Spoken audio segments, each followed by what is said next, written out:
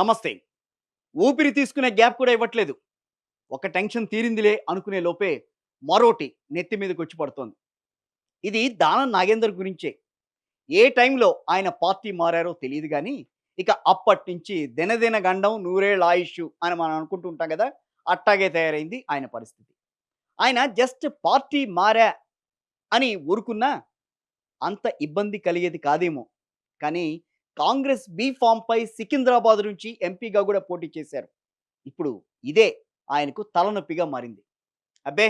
Danam Nagender party ఏం మారలేదు అని స్పీకర్ తీర్పు చెప్పినా, వ్యవస్థలు మాత్రం ఇక్కడ వదలట్లేదు. విచారణకు రావాలంటూ హైకోర్టు ఆదేశించింది. దీంతో దానం నాగేందర్ పరిస్థితి మళ్ళీ మొదటికొచ్చింది. ఇక్కడ ఎలాంటి తీర్పొస్తుందో అనే టెన్షన్ మాత్రం పట్టుకుంది.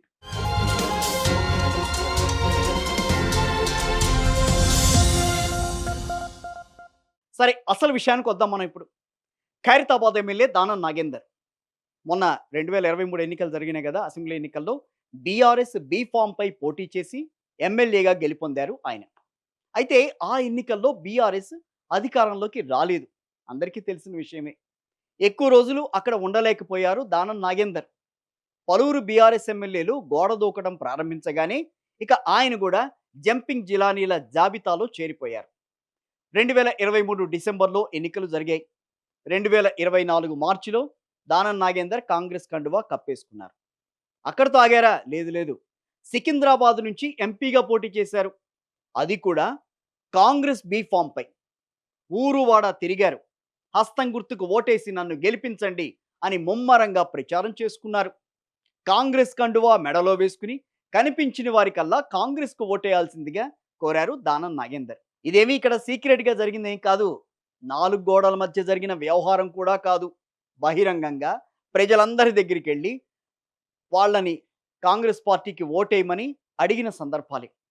దీన్ని ఎన్నికల సంఘం గూడా ప్రత్యక్షంగా చూసింది. కాంగ్రెస్ విజ్ఞప్తితో ఆయనను ఆ పార్టీ అభ్యర్థిగా గుర్తించింది ఇక్కడ ఈసీఏ కదా!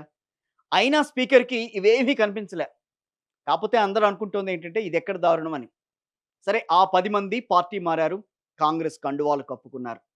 దానం నాగేందర్ అయితే ఏకంగా పార్టీ తరపున అంటే కాంగ్రెస్ పార్టీ తరపున పోటీ గూడా చేశారు. వారిని అనర్హులుగా ప్రకటించండని ఇప్పుడు స్పీకర్‌ని కోరితే ఆయన అటు తిప్పి, ఇటు తిప్పి అందరి వాదనలు వినేసేసి చివరికి దానం నాగేందర్ చాలా అమాయకుడు. ఆయన పార్టీ మారాడు అనంటే నేను నమ్మనే నమ్మను. ఆధారాలు కూడా అవే చెబుతున్నాయి అని చెప్పేశారు. ఇట్స్ క్లియర్ అని తేల్చిపడేశారు స్పీకర్. ఇందులో విచిత్రం ఏంటంటే తాను పార్టీ మారలేదని స్పీకర్ ఇచ్చిన తీర్పుతో దానం నాగేందర్ గూడా షాక్‌కి గురయ్యారట. ఈ తీర్పును తానే నమ్మలేకపోయినట్టుగా ఆయన ఎక్స్‌ప్రెషన్ ఇచ్చారు.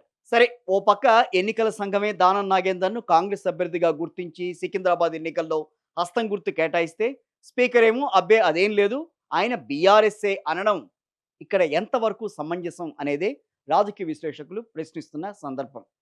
దీన్ని ప్రజాస్వామ్యం కూనీ చేయటం అనాలా? లేక ప్రజలనే పిచ్చోళ్ళని చేస్తున్నారని అనుకోవాలా? ఇంత బహిరంగంగా రాజ్యాంగ ఉల్లంఘన చేస్తుంటే, ఇంత బహిరంగంగా రుజువులు కనిపిస్తుంటే, వాటిని ఏమాత్రం పట్టించుకోకుండా తనకి తోచిన తీర్పునివ్వడం ఏంటి అని అగ్గి మీద గుగ్గిలమైంది అటు బీఆర్ఎస్ పార్టీ.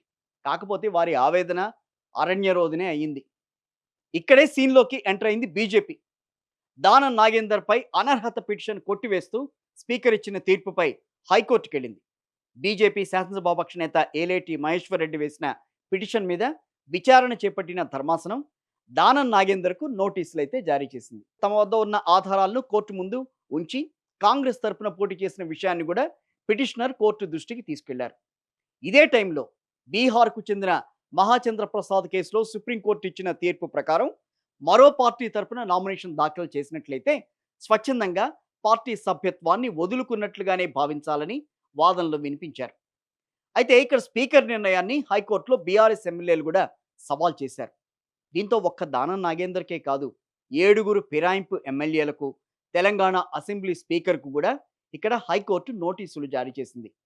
దానం నాగేందర్, అరకిపూడి గాంధీ, కాలే యాదయ్య, ప్రకాష్ గౌడ్, పోచారం శ్రీనివాస్ రెడ్డి, బండ్ల కృష్ణమోహన్ రెడ్డి, తెల్లం వెంకట్రావు వీళ్ళందరికీ కూడా నోటీసులు ఇచ్చిన కోర్టు కౌంటర్ దాఖలు చేయాల్సిందిగా ఆదేశించింది. ఇక్కడే దానం నాగేందర్ దొరికిపోయారని చెప్పుకోవాలి.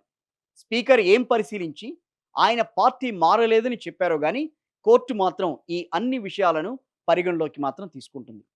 కాంగ్రెస్ నుంచి పోటీ చేయటం, ఎన్నికల్లో ప్రచారం చేయటం, హస్తం గుర్తుకు ఓటేయాలని కోరడం, ఇలాంటి వాటన్నిటి మీద వీడియోలను కూడా కోర్టు పరిశీలిస్తుంది. అవసరమైతే ఈసీ నుంచి కూడా సమాచారాన్ని కోరుతుంది అని ఎక్స్‌పర్ట్స్ చెప్తున్న మాట. దీని ప్రకారం కోర్టులో విచారణ జరిగి దానం నాగేందర్‌పై అనర్హత వేటు పడడం ఖాయమని, ఇక ఆ తర్వాత మిగతా ఎమ్మెల్యేల వ్యవహారంలో కూడా కోర్టు తీర్పు వారికి షాక్ ఇచ్చేలాగానే ఉంటుందని తేల్చేస్తున్నారు కొంతమంది విశ్లేషకులు. చూద్దాం మరి కోర్టు ఏం చెబుతుందో, ఎలాంటి తీర్పిస్తుందో.